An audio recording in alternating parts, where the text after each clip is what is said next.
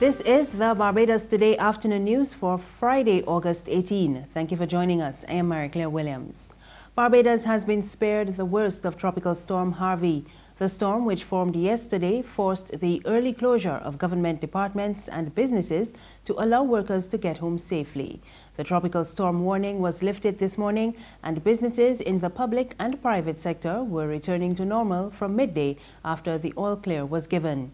The director of the Department of Emergency Services, Karen Hines, gave an update on the situation at a news conference this morning. First responders are still on the ground as we speak, assessing the damage and ensuring that critical arteries are cleared of debris, fallen trees, and live power lines.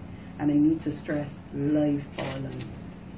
I therefore wish to urge residents to exercise caution.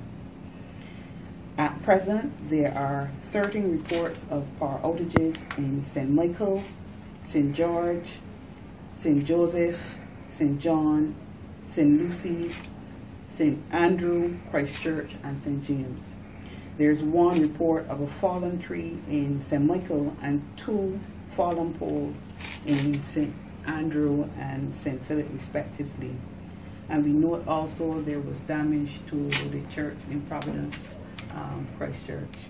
And the north of the island was most affected by Tropical Storm Harvey, with flooding reported in St. Lucie and St. Peter. There was also flooding in St. James and Christchurch, as well as infrastructural damage in some areas. We note that in the northern parishes, the flood waters were quite high. They, of course, are receding, and as I've indicated, the crews are on the ground working assiduously so we can bring everything back up to a state of normalcy. Some residents have been sharing their storm experience with Barbados Today. This morning, I just hear my friend, my neighbor, asked me, Lisa, you okay? I tell her, well, yeah, I'm okay. But as I step down, I step into a whole pool of water. So I had a bad she know I am okay. So when I get up, then I come through the house, I see all the water flood all through the house completely flooded out. You saw my little small salon in the back completely flooded out and everything. So I just called the family and them come down to start help cleaning out and to push out the water and sweep out the water and stuff. What time was this that you were afraid that the house was full? Oh, after 8. Yeah, it was about after 8. Yeah, it was after 8.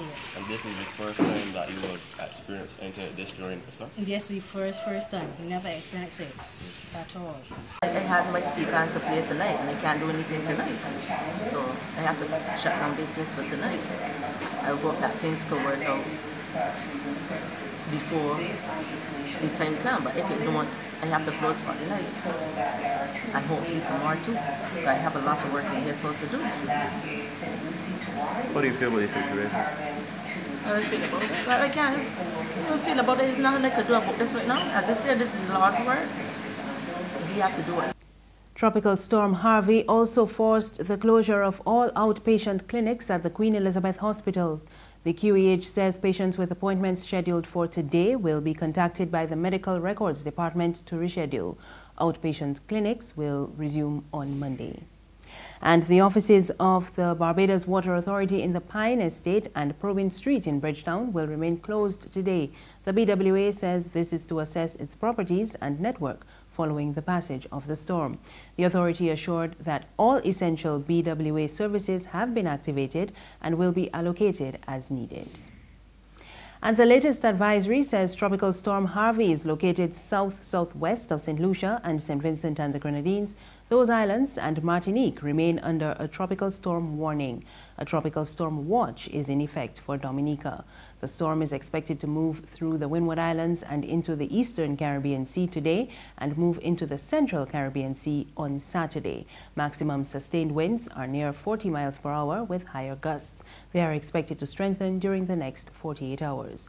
Tropical storm force winds extend outward up to 70 miles from the center. There's regional and international news after this short break.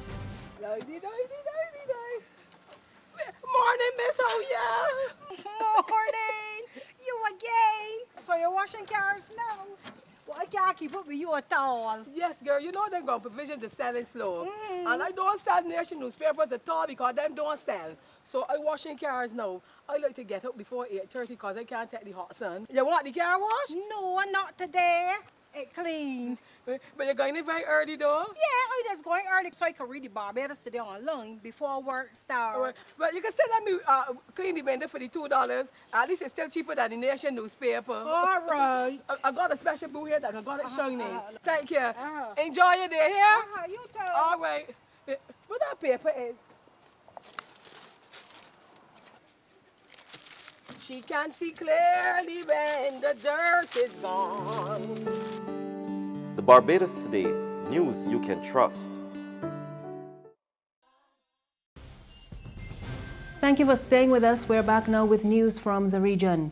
As Guyana prepares for the start of the new school year next month, school administrators are being warned not to practice favoritism among teachers. We get more from HGP Nightly News.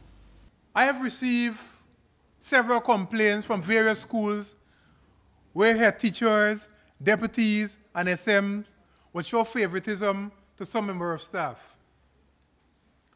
And I would say to my teachers at school, without them, there can be no head.